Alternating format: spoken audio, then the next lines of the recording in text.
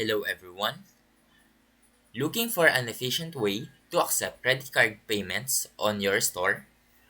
Now let me introduce you to Sumup, a great alternative to Stripe.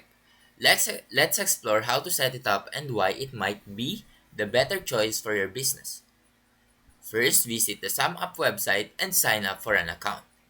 You will need to provide business information, bank details, and a valid ID for verification. The process is quick and straightforward.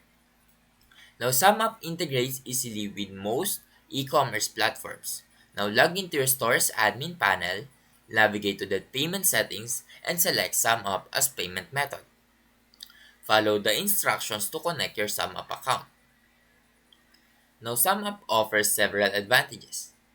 First one is that it has lower fees. SumUp's transaction fees are often more competitive than Stripe's, saving you money in the long run.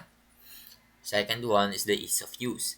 The setup process is simpler, especially for smaller businesses or non-tech savvy users.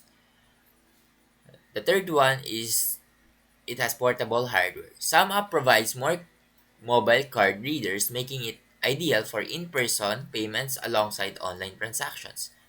Now, before going live, make a test transaction to ensure everything works smoothly.